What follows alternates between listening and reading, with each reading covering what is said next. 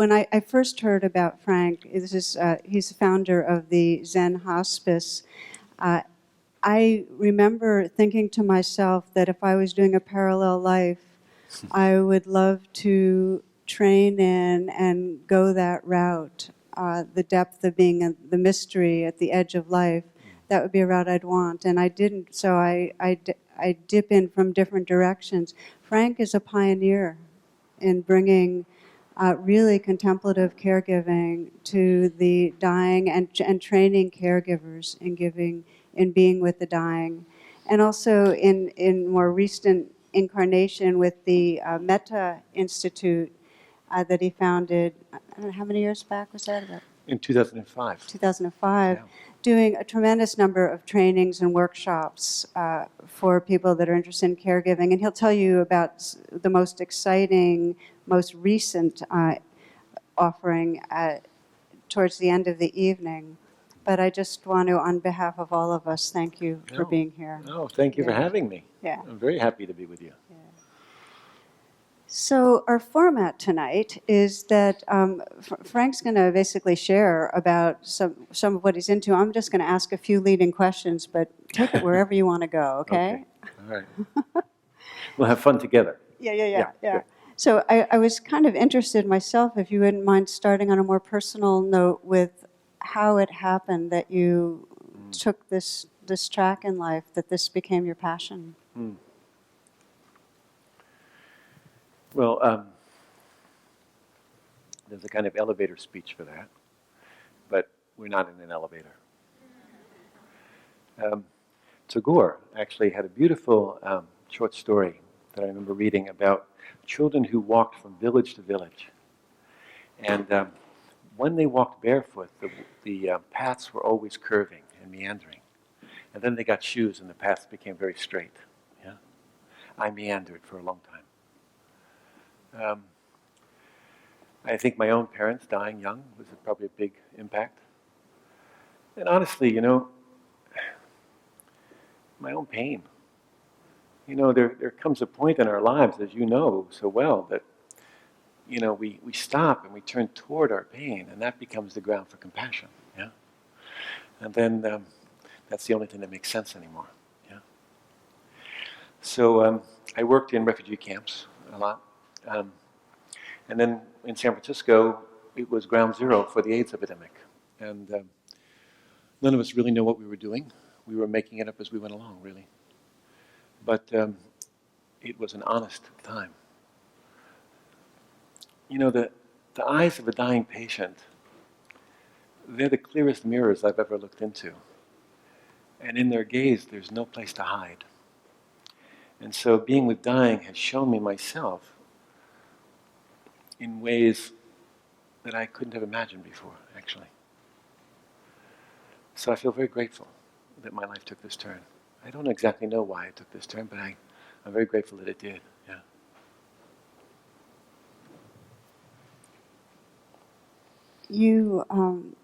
I've been reading just recently some of the things that you put out, and one of the things that most seemed to kind of wrap around the teachings of how you talk about being with the dying, the precepts you give felt like a really beautiful, that could be like 10 Dharma talks, I know. Yeah. But if there's any way just to kind of bring us all in on that, maybe? Well, first of all, when I started Zen Hospice, it started with a very simple idea. And that was that there seemed to me to be a natural match between people who were cultivating what we might call the listening mind or the listening heart in meditation practice, and those people that needed to be heard really well, at least once in their lives. People who were dying. In our case, mostly people who were living on the streets of San Francisco. So I didn't really have much of an idea beyond that, to be honest. We just started taking people in and caring for them. I changed diapers on park benches behind City Hall and taught prostitutes and desk clerks how to take care of the people in their SRO hotels, And along the way, dying people showed me what was most important. So I give them all the credit, first of all, because they They're my teachers. And it's good to have your teachers in the room with you. It keeps you honest. Yeah. So, a while back, I was flying out to be with Bill Moyers, who was doing a big show. And he asked me if I could help train his staff, cameramen and producers, etc. And so on the airplane, I tried to write down 5 salient things that dying people had told me. You know how that goes? You've done that, yeah? And the first was, welcome everything, push away nothing. Yeah? How do we do that? You know? I don't think that means we have to like everything that comes. We just have to be willing to meet it. Yeah? But we can't just meet it as a personality either. So we have to discover in ourselves something that's capable of that kind of welcoming. And the second was bring your whole self to the experience. You know, we often think that what will serve is our expertise or our strength or something along these lines, but really what serves often as a meeting place is our weakness, our helplessness, you know, our fear. So when we bring our whole self to the experience, we bring not just our strength, but also all of these other qualities of being human. The third precept is my favorite. It says, don't wait. You know, waiting is full of expectation. Waiting for the next moment to arrive, we miss this one. I cannot tell you how many people I've been with, families of dying people, who say to me, when is he going to die? And waiting for the moment of dying, they miss everything that's here. So waiting is full of expectation. And I'm not suggesting some kind of urgency here. I just mean, Suzuki Roshi spoke about it beautifully. He spoke about it not as patience, but as constancy. A constant contact with our experience. Yeah? And the fourth precept was find a place of rest right in the middle of things. We often think that rest will come when, we go on a retreat, or we go on a holiday, or when our lists get checked off, you know, but my list never gets checked off, especially with my email account, you know. So I have to find a way of resting right in the middle of what I'm doing, like right now. Yeah? And I find that rest comes from bringing my attention carefully and heartfully to what's actually happening. Yeah? You know it is when you do that, when you're absorbed in a book you're reading and you feel refreshed by it. Yeah? So find a place of rest right in the middle of things. Yeah? And the final one is cultivate don't know mind. I felt obliged to put something kind of Zen-like in the list. Yeah. So to cultivate don't know mind is to really cultivate a mind that's full of wonder and awe and curiosity. Yes? Like, can you really be that curious about your next breath? Or is it boring, you know? Is it boring just because that's the attitude you're bringing to it? So can we really have an open mind? You know, Suzuki Roshi famously spoke of beginner's mind, you know? There's a corollary teaching in Zen, Dogen said, not knowing is nearest, or it's often translated, not knowing is most intimate. And he was speaking actually about awakening. But we could also understand this, that when we don't know something, we have to stay very close to it in order to understand it. You know, like you go into a room where you don't have a light, you know, and you feel your way along the wall, you know. One of my teachers used to say, we use the Braille method. You know, we find our way along through life that way. We feel our way through life, yeah. So to cultivate not knowing is to bring this kind of openness and wonder, I think, to our lives and to our encounters, yeah, our relationships. So this is what dying people told me. They showed me that this was what was most important. Yeah. I'm not being humble. I mean it quite honestly, that I didn't have a clue about what I was doing when we started. We didn't know. I trained about 12 people, and there were Zen students who were kind of anxious to be around dying people because they heard that was really important to do. And but then I would find someone on the street or in San Francisco General Hospital, and I would bring them home to Zen Center and move them into one of the students' rooms, and we would just figure it out, And they showed us what to do. So even to this day, when someone says, well, what should I do when my mother's dying? I say, I don't know. But your mother knows, And if you trust her, she'll show you the way, So, I feel very grateful that I have had such good teachers in my life. Such extraordinary teachers, I'll say one more thing, and that is that I don't think it's any more important than anything else. I don't think caring for the dying is any more important than taking care of your children or working in your gardens or practicing the Dharma. It just is what, called me. Now, it is very difficult to walk into a room where someone is dying and not pay attention. I mean, it galvanizes your attention into this present moment, yeah? But, we can bring that kind of attention to anything we do. Yeah? It's just what called to me, and I'm glad it did. Yeah. As I listen to those precepts, they're a path for everything. I mean, that's for living and dying, and that every part of living has loss and change, so it goes for everything. And as you were speaking, I was thinking of the don't know mind and realizing how it sounds so good, wonder. I mean, I love the idea of wonder. Yeah. And yet I know for myself, as soon as stress hits, and the bigger the stress, the more there's a kind of controlling and wanting to figure out and tighten, and so the valve kind of closes. I definitely watched that when I got really sick and I didn't know what was going to happen, and everything in me wanted to control and figure out and so on. And you, just not so far in the far past, went through a major one. And I was wondering if you could talk about what you learned and what was challenging and what came through with your heart attacks. Yes. Tara's referring to the fact that I had a very serious heart attack and then triple bypass surgery, emergent triple bypass surgery. I was actually in the middle of teaching a retreat on compassion for a bunch of doctors and nurses. That heart stuff gets you in trouble, doesn't it? And actually, I'll tell you the truth. The morning of the heart attacks, I began to feel pain in my chest, and I completely denied it.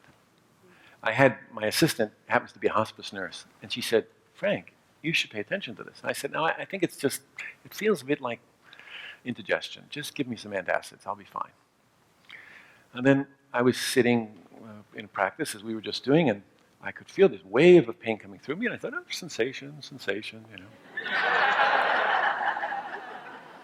Twice. The third time I was walking down the road to this room where we were going to I was having a video conference with Ram Dass, actually. And again, this pain came. And I was like Peter and Christ, denying Christ 3 times, So arrogant. We can be so arrogant. I can be so arrogant. But in the middle of a dialogue with Ram Dass, I began to get irritable. And it reminded me of my son's mother when she was giving birth. And I made a suggestion to her, and she snapped at me. And I said under my breath to Ram Dass, you're talking too much. You're going on and on, just shut up, And I thought, oh, something must be happening. So I said, Ram Dass, please excuse me, I have to go now. And they took me to the hospital, and in the emergency room I had a heart attack. It was very humbling. It was so humbling. I mean, I used to think I knew something about dying, and now I don't know very much about it at all.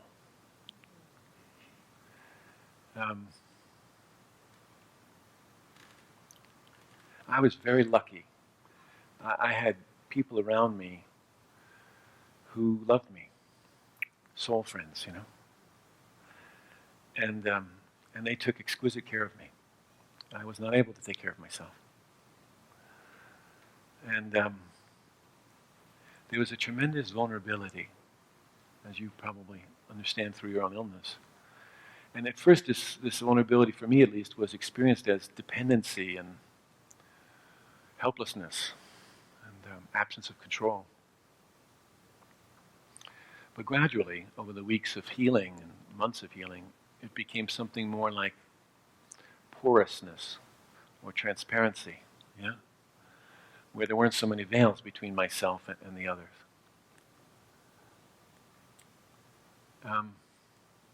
I was very fortunate to be well loved.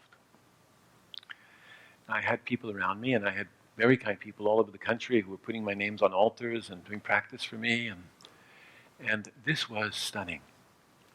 And it was so powerful that I couldn't deny that it was true. But it wasn't the most extraordinary thing. The most extraordinary thing was discovering the love of my own being for me. It was, of course, a love I was familiar with, but I became much more intimate with it.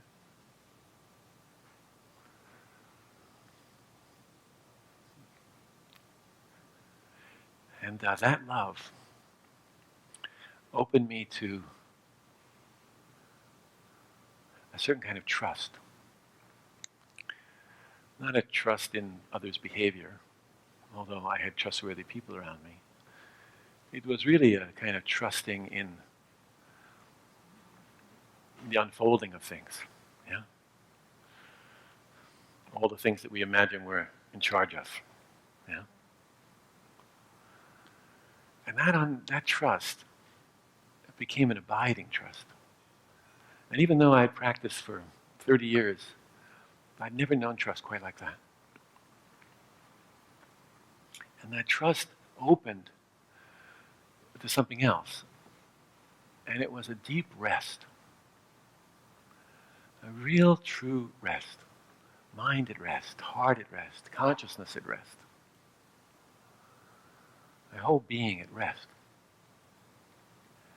And a certain kind of seeking, even a very subtle seeking, just stopped. And so this was what was incredibly remarkable about this experience, was the humility that it brought forward, the love, the trust, and the rest that it opened in my life. Yeah. You know, the night before my surgery, my son came to be with me. I love him beyond words. And cheering me up, he decided to get a film that he thought would be a good idea for us to watch a video. So he got the bucket list, you know? Which we watched for about 15 minutes and then put it away. And we fell into a very beautiful conversation together. And as I say, I really love him. And in the middle of this very heartfelt conversation, he turned to me and he said, "Dad, are you going to live through this?" And, you know, a lot of your parents in the room, I'm sure, and, you know, of course we want to reassure our children. And so I started to do that, and I started to say, "Oh, don't worry, it'll be fine." But out of my mouth, I heard myself say, "I'm not taking sides." And it was so surprising to me, actually, but also absolutely truthful. I wasn't trying to be a good Buddhist, you know, it wasn't this, you know, great thing to say, but it was absolutely truthful. And partly because it was so truthful, it was reassuring to both him and I, both of us. I wasn't taking sides. And I really give all the credit for that to my teachers, to the people who have allowed me the great honor of being with them in their most vulnerable moments. Yeah. And so they were with me all through the surgery and the months and months of healing. I'd have dreams every night, you know. You know, sometimes it was just remembering something. Other times I felt like I was being visited, you know. Sometimes people I'd worked with 1,000 people or more, you know. They'd come and give me advice, you know. or they'd just come keep me company, you know. And turned my life upside down. Upside down. It's like going to India, getting a heart attack, you know. It's a beautiful, horrible thing. It's a beautiful, horrible thing, going to India or having a heart attack, yeah. I'll tell you a funny story. Jack, where I was teaching this retreat was at a Catholic retreat center. All us Buddhists go to Catholic retreat centers for retreats. And it's called the Santa Sabina Center, you know it. And 7 months later, I went back to the Santa Sabina Center to do a personal retreat. And so I went, and I was sitting, doing my retreat for a few days by myself. And I began to have heart pain again. And I thought, oh, God. So I called my colleague, who's a therapist, and I said, I think it's in my mind. Don't you think it's in my mind? She said, yeah, it could be, but it could also be in your heart. Go to the hospital. So I did. And I came home, and I was due to go to Italy to teach with Corrado. And Jack called me, Jack Cornfield called me. And he said, Franco, you got to take it easy. And I said, Jack, I do take it easy. The only time I have heart attacks is when I'm in Catholic retreat centers. You know, teaching meditation. Yeah. So he said, for God's sakes, don't go to Italy, it'll kill you. You know. So I didn't go, I canceled the trip. This is such a precarious world. It's absolutely precarious, you know, and golly, nothing will teach us that like aging or confronting our own illness. But, you know, the breath is showing us that every moment, isn't it? How precarious it is. Absolutely precarious. And because it's precarious, it's precious. And, you know, because when we really keep death close at hand, you know, we don't hold on so tightly. We don't take ourselves so seriously, and our views are not so important, you know. And I think this engenders in us a certain kind of kindness toward ourselves and each other, you know. And so that's part of the beauty of it, the precariousness of this life. It's so precious, you know. You don't want to waste a moment. You want to jump into your life with both feet, you know. And when there's somebody you love, you tell them you love them, and you don't wait.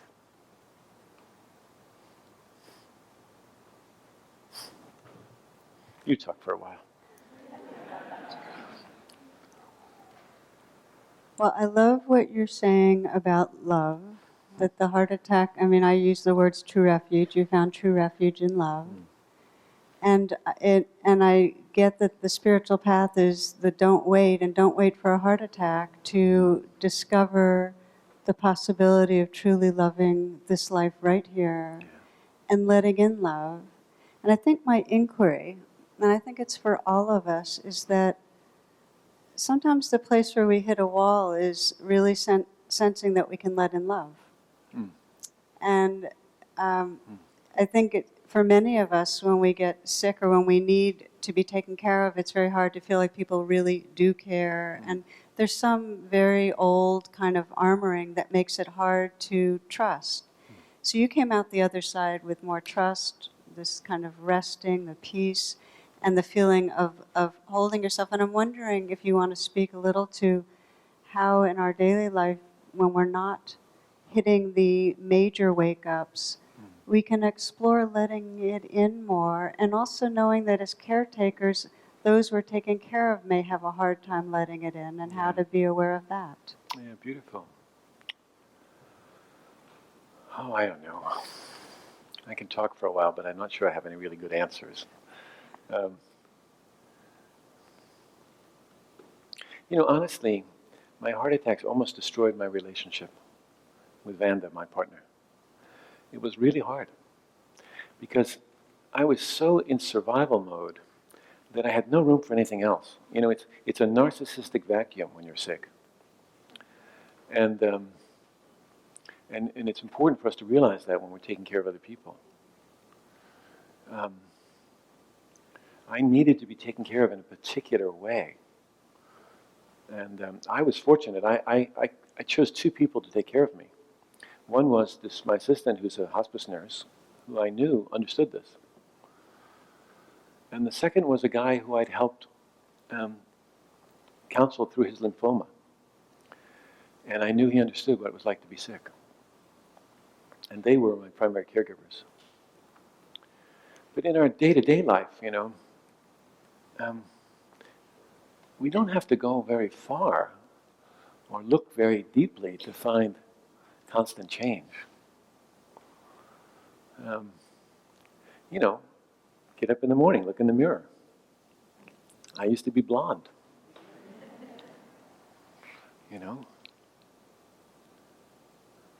Turn around to the people you love and see that they're in the midst of constant change. One of the things that helped me, Tarek called it beautifully, the refuge of love. For me, love is, one of its many characteristics is receptivity. It doesn't pick and choose what it loves. Whatever it comes in contact with, it loves. Yeah? And so that great receptivity of love, it allows for all of it to be included. Our fear and our confusion and our demands that life be different than it is. All of that's held, really, in the embrace, the receptivity of love. We don't talk enough about love in our Buddhist communities. We speak about loving kindness, and I understand why we do that. Because it's easy for love and attachment to get confused. But love isn't all that we are as human beings, but it is fundamentally, essentially, an aspect of who we are. And it has this capacity to meet whatever shows up. Yeah? Whatever shows up. And that's, I think, how I go about it. I basically say, I don't know what's going to show up today, but I rest in love. Can I share a story? I had a fellow at the hospice that I loved very much. He was like a grandpa to me. I still have his old black cardigan sweater with leather buttons. Yeah? But one day he asked me if I would teach him meditation for his very severe abdominal cancer, for which he had a lot of pain. And he had a morphine pump, And so I said, well, why do you want to learn meditation, He said, I think it's going to help me. I said, okay. So I tried to guide his attention, as we might, to the specificity of his experience, to the sensations.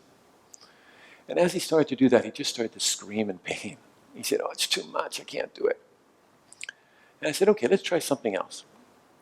I said, let me just put my hands here on your stomach, how's that? And he said, it hurts so much. And I said, okay, let me pull my hands back a little bit, how's that? It still hurts. I said, okay, how about if I do this, how's that? He said, that's good. And I said, okay. Now, I wasn't doing any California woo-woo stuff, it wasn't no energy healing or anything. It was just suddenly there was room for the pain, yeah? The space around it. Whatever we give space to can move, yeah? And I said, well, can you just rest there? And out of his mouth, he said, rest in love. Rest in love, yeah? And whenever he'd get into trouble from then on, he'd push his morphine pump, when he'd get in pain, he'd push his morphine pump and he would repeat to himself, rest in love, rest in love. I remember the day he was dying, actually, his wife came and she was very anxious, and he was turned on his side and he just turned to her and he whispered to her and he said, rest in love, rest in love, So maybe that should just be our primary practice sometimes, Just rest there. You couldn't find a more stable place to rest. Yeah?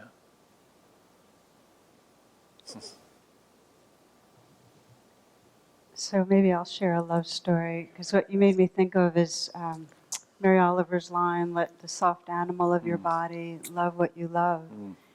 And it seems like so much suffering comes because we're afraid of uncertainty, and because we've been hurt, we block and resist the very thing and the very place that is freedom. And that happened with a dear one in our community who had an idea about what it meant to be spiritual and die in a spiritual way. Mm.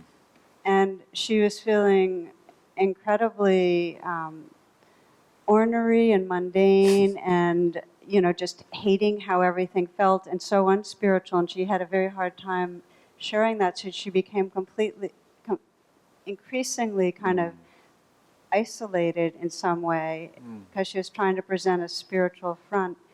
And at one point, after a friend had brought some food over, she heard the door close, and she was curled up in her bed, and she just started weeping, and she didn't know that the friend was still there, so her friend Anna kind of curled around her and held her while she was weeping, and that began to soften it. But for her, the pathway was when we would explore together what was going on, and the fear is that she just found that if she just said, please love me, and she'd think of her mother who had died, she'd imagine her mother loving her, and then she'd ask the trees to love her, and then she'd ask her friend Anna, and then she'd ask me, but just the prayer, please love me, it's almost like that was the voice of longing that created that porousness, but she needed a way. So it could have been rest in love, but for her it was a calling on love. And I think there's a way in which in the Buddhist tradition we often don't talk about prayer either. And yet we're always praying. All of us, in addition to craving and grasping, we're praying. We all have that deep part of us that's longing to realize the fullness of what we are, and it's a prayer. Until we are completely inhabiting that freedom, it's a yearning. And so I found that when I'm working with people who are on an edge of any sort, in some way helping them to embody and express their prayer starts to let that homecoming happen. Please love me. I actually practice it now. When I'm caught, I'll just say the words, please love me, and at first it feels like a very stuck child place, and then it feels like just innocent, pure yearning. And then there's no longer a please love me from some outside, it's just calling on my own loving presence. But I say often that John O'Donohue put it that prayer is the bridge between longing and belonging. And there is some way in which when we create a space that invites that, makes that possible for people, everybody has completely their own way. Wouldn't even call it prayer sometimes. It's really beautifully healing. So what was your prayer through your illness? Was that it? Or was it something else? Please love me was one of them, but my deep prayer was, may I love this life no matter what. That was that was when I first hit a place where I had no way of knowing whether I'd ever get better, and I have a connective tissue disease, and about 8 years ago my life started falling apart. I started losing mobility in all sorts of ways. And so I went from being very athletic to not being able to run and not being able to swim and not being able to do much of anything, including walking on sand. So I loved the ocean. And so I just remember this time of enormous, just cracking apart, grieving. And that was the prayer. It's just, may I love this life no matter what, which is still the prayer in a way. Just may I be in love with what is, But at that moment it was, may I embrace this, if this body dies, may I embrace that, may I embrace every living, dying part of this universe. And so it was a prayer for refuge in that way, to realize something large enough that could hold everything. Beautiful. The organization that I lead now is called the Mehta Institute. Mehta, usually translated as loving kindness or friendliness, benevolence. And I named it that because I couldn't imagine a quality which was more useful at the bedside, both for the person who was the caregiver and the person in the bed, than the quality of love. But when we're training caregivers, I borrow from my friend Joan Halifax, who has a beautiful phrase that caregivers need to learn, I think. And it says, may I offer my love, whether it is accepted, rejected, or met with indifference. Say that again. May I offer my love, whether it is accepted, rejected, or met with indifference. It's beautiful, you know. It's like there's kind of steadiness in that, isn't there? Stability in that we can, that no matter what, we can meet it. I mean, I'm not romantic about dying. This is hard work, and it's not easy. There's a labor to dying, and it's hard labor. And, you know, it's not sweetness. Rarely is it sweetness. It's messy. It's really messy. And so it doesn't just call on this quality of embracing love. It calls up compassion. And thank God it does, because, you know, to meet the kind of suffering that we encounter in these situations, you know, it needs a strong ally. That suffering needs a strong ally, and that ally is compassion, you know. You know, I'm aware when we use the words love, kindness, and compassion, that so huge percentage of the time it's mental or abstract, that you have to be very, very embodied to have it be that visceral tenderness and poignancy. And one of the kind of prayers or reflections that helps me, that I've been doing every morning recently, is just to say, teach me about kindness.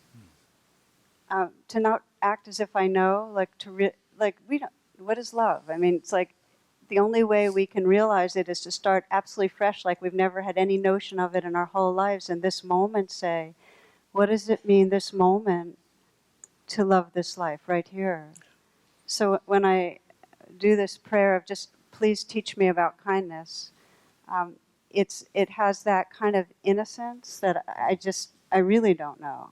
Yeah. And then fresh in each situation, which leads me to a question I want to ask you about kindness and compassion in a particular situation. Is I know many, many people right now whose parents have Alzheimer's, and it brings up, when you say not messy, not pretty, it's so difficult for them, and I'm wondering if you might speak a little to how to find their way to that kindness and compassion. This is a big challenge for us now, as a culture, as a world.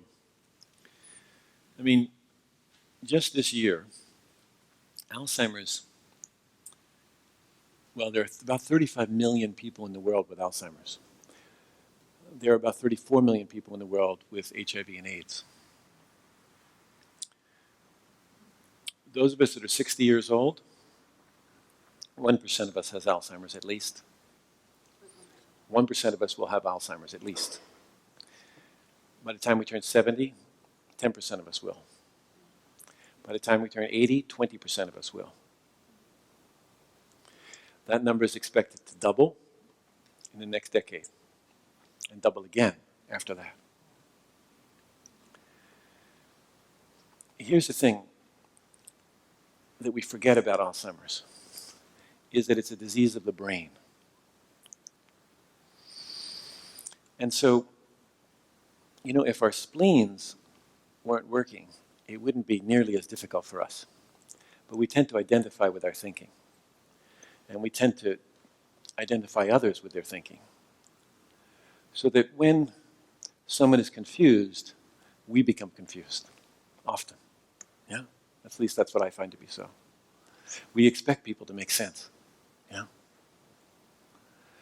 And so it's very difficult, but absolutely necessary, to continue to see this person as a whole human being, recognizing that this organ is functioning differently now.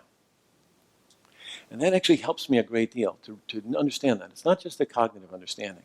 To really see, oh, this is not all that they are. This is this organ malfunctioning. When my aunt had Alzheimer's, which was complicated by a stroke, and I'd go to see her, she was always very confused, didn't know who I was. She'd take her dress and throw it up over her head, called me by all kinds of names. And one day I got a little sassy. And she'd lived to 89 years old, never been married.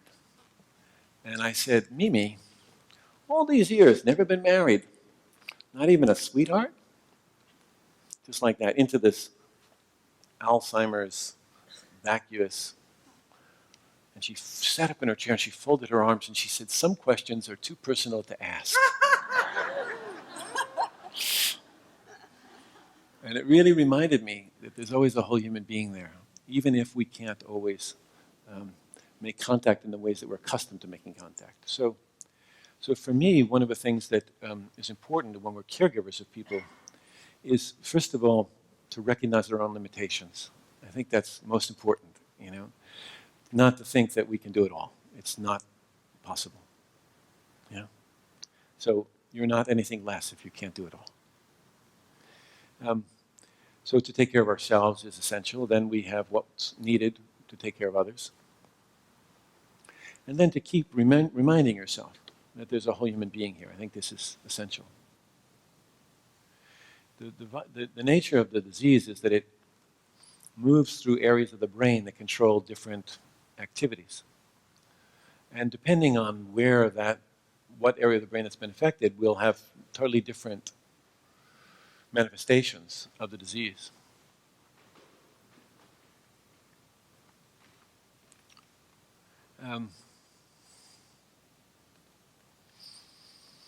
I like the practice of saying, just like me. You know the practice? So I say, oh, just like me, this person wants to be happy. Oh, just like me, this person suffers. Oh, just like me, this person wants to awaken. And that is actually a helpful practice in working with someone with Alzheimer's. Oh, just like me, this person is confused. Oh, just like me, this person is suffering. Just like me, this person wants to be happy. And then I find a way in. Then I find a meeting place.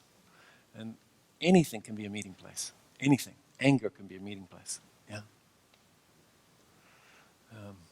But we do have to sometimes relinquish our notion about how it's supposed to go. Look, this is why we have 4 flavors of love. This is why we have loving kindness, compassion, appreciative joy, and equanimity. One's not enough. I was working with a young woman who was dying in her early 30s. And her mother and her had had a terrible, terrible relationship. Her mother had been very abusive to her. Horribly so. In all kinds of ways. And the young woman had slipped into a kind of somnolent state where she wasn't speaking. Semi-coma. And in that time, her mother came to visit. And her mother pulled up a chair next to the bed and said to her somnolent daughter, I'm so sorry. Please forgive me. And in dozens of different ways, she repeated basically the same thing. I'm so sorry. Please forgive me. And you couldn't help but feel for this mom. And then this young woman, she sat up like a rocket. She hadn't spoken or moved in days. And she sat up like a rocket, straight up in bed. And she looked at her mother and she said, I hate you. I've always hated you. And then she died. There was tremendous suffering in that room. Everybody was suffering, you see? The mom, the young woman, all of us that were bearing witness to this. How do you keep your heart open in that kind of hell, You can't do it as a little personality. You have to feel the strength, the balance of compassion.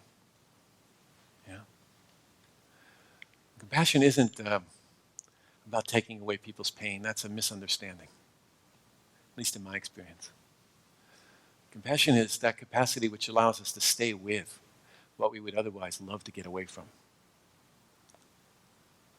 until the truth, the real causes of that suffering show themselves. That the presence of compassion is such that it allows the defenses to fall down.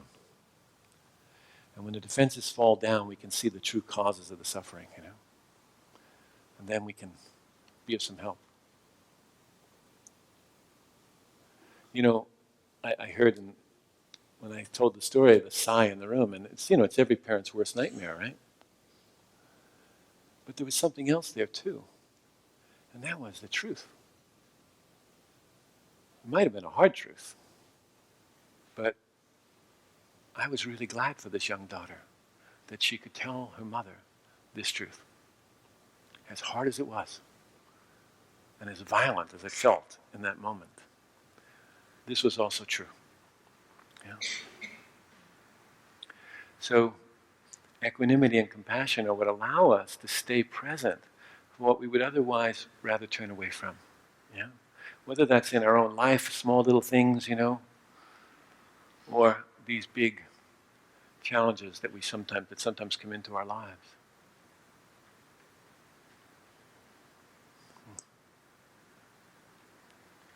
Frank, when I was just remembering one friend I had who was dying of cancer and said that he didn't want people to relate to him as a guy who's dying of cancer. And so what you said about Alzheimer's and how to see the whole person, or to see past the mask of whatever we're fixating on, the brain that's going, or it's more than just Alzheimer's, with aging. And this is a constant conversation, how there's some sort of an offense or embarrassment or not okayness about aging. And so to not see somebody as, oh, you're an aged person, it's like respect goes down the tube so often when we become a category. And so it feels like an incredibly beautiful reminder, the just like me reminder, because it goes ultimately, just like me, who you really are is this presence, this awakeness, this tender field of loving that's behind it all. And then to not make either good or bad. It's not good or bad that she said, I'll never, I've hated you all my life. And to not assign extra meaning, because who she is beyond any of that. Not taking sides. Thank you, not taking sides. I rest my case. It's beautiful. Yeah. I want to make sure you can share with us, because I feel like this leads so beautifully into the Heavenly Messenger program, because that feels so much what we're going towards here. Well, first of all, I'm very grateful to you for including me tonight. I want to say that sincerely. Yeah. You're more than welcome. Thank you. It's nice to feel welcomed, isn't it? My partner Vanda, she's British, and they don't use the word welcome. It's not part of the culture. So I had to teach her this. I had to teach her this word. You're welcome. You're really welcome. Yeah. And it's a great thing to be able to do that and to feel on the receiving end of that. You're welcome. You're really welcome. Tara's referencing a program that we're beginning at Spirit Rock in California. And the title is The Heavenly Messengers, Awakening Through Illness, Aging, and Death. And most of you, I think, know the story of the Buddha.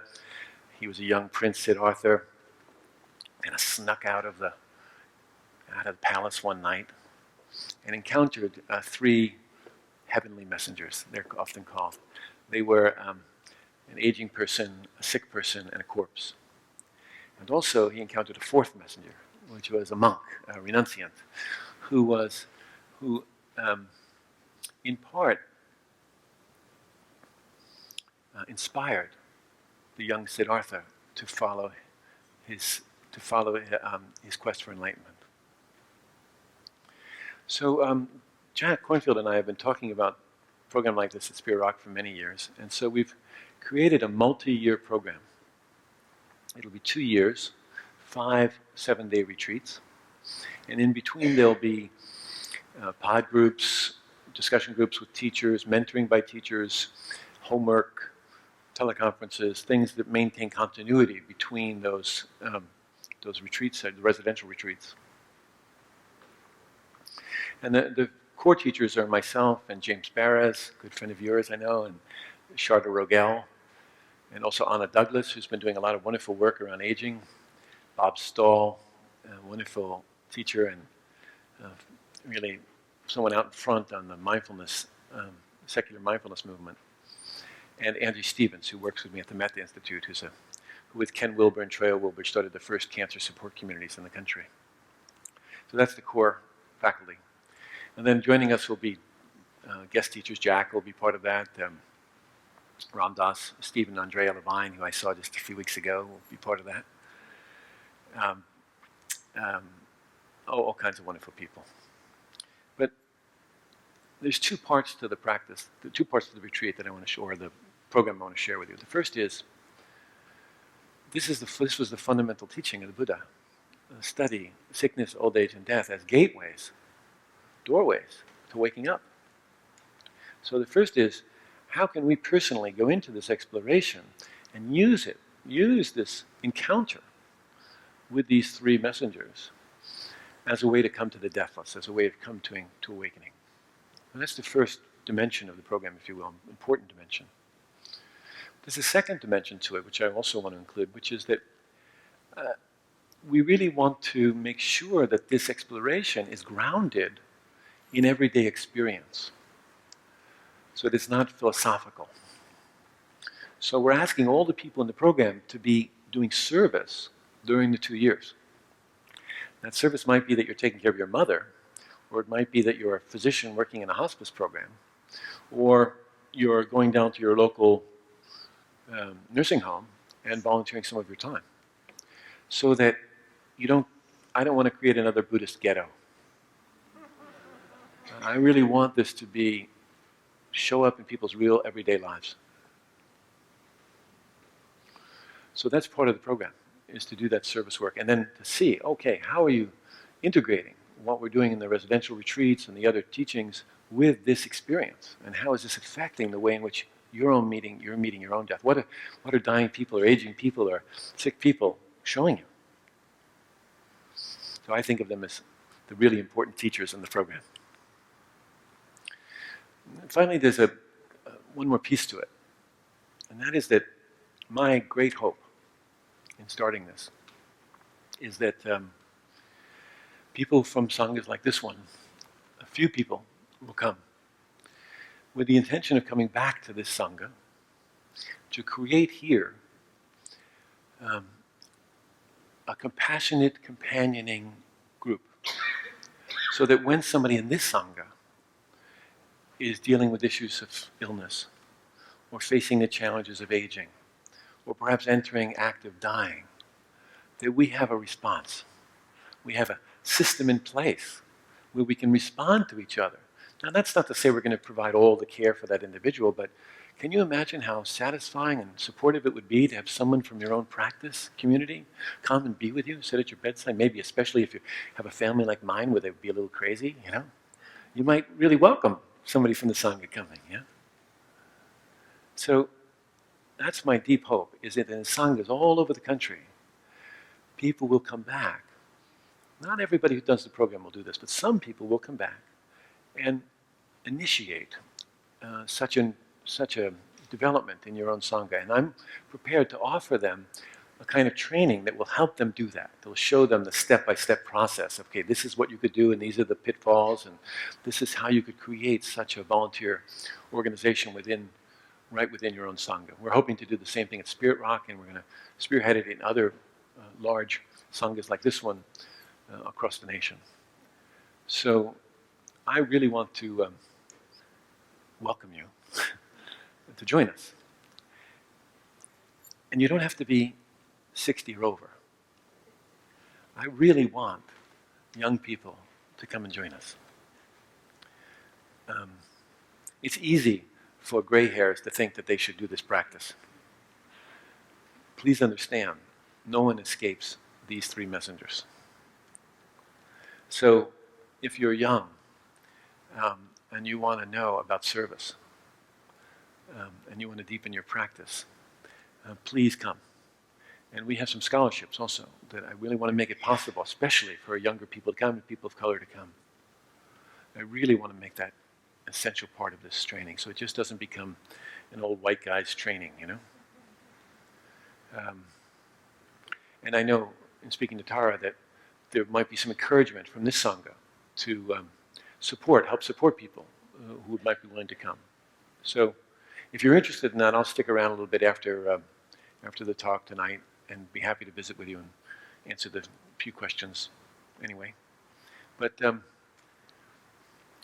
Buddha, there's a great teaching. It says, of all the footprints, the elephant's footprint is the greatest, right? That's the teaching. And it said that of all the teachings, the teaching on dying is the greatest. Yeah.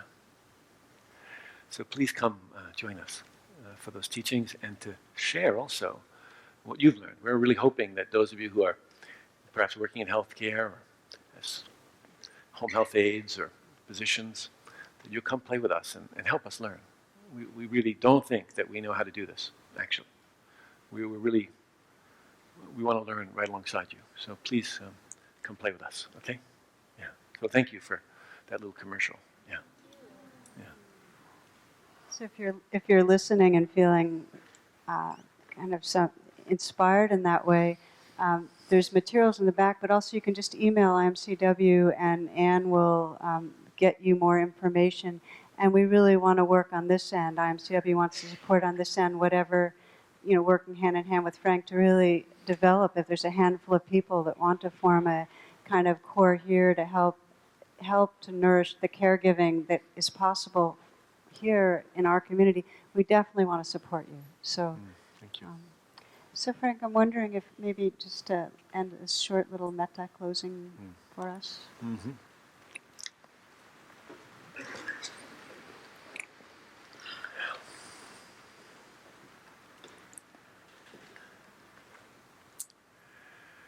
So it seems always most important to begin with ourselves. Often we have the most difficulty offering our love to ourselves, receiving our love for ourselves. So please, for a moment, just take yourself into your own heart and mind.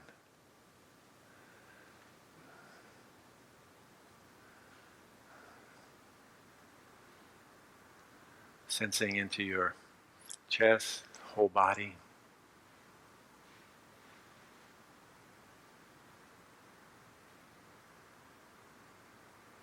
And regarding yourself with self-respect.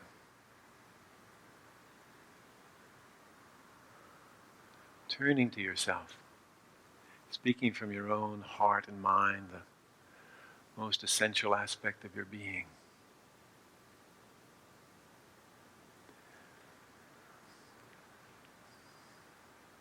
Saying phrases that I might offer or choosing your own.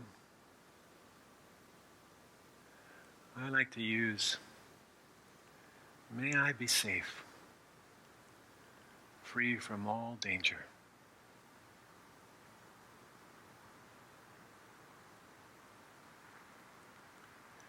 May I be happy and peaceful.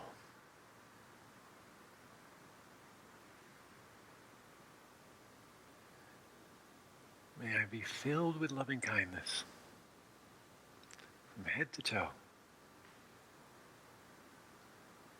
suffused in loving kindness.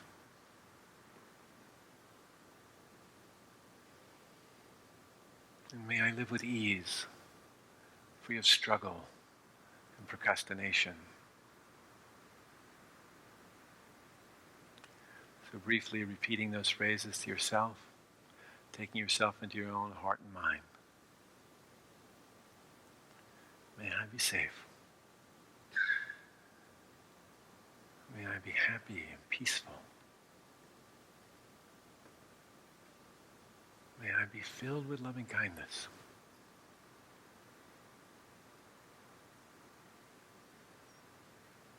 May I live with ease,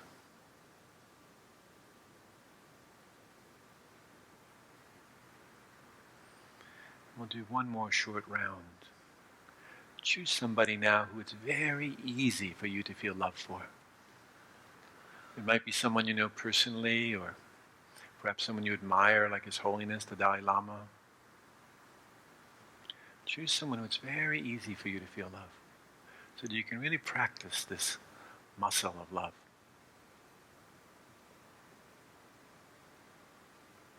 Calling that person into your own heart and mind. Calling them by name. Just as I wish to be safe, may you be safe.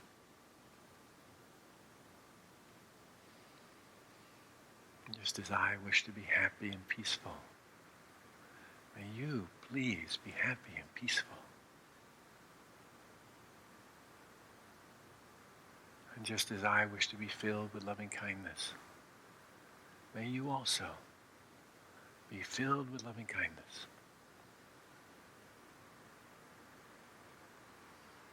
And just as I would love to live with ease, may you also live with ease, free of all struggle. May all beings know their true nature.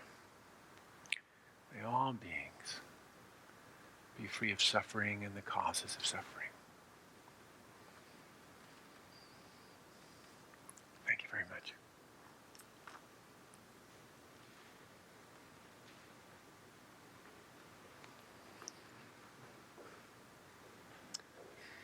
Again, thank you for being with Thank you. us. Oh, very happy to be Namaste. with you. Blessings. Namaste.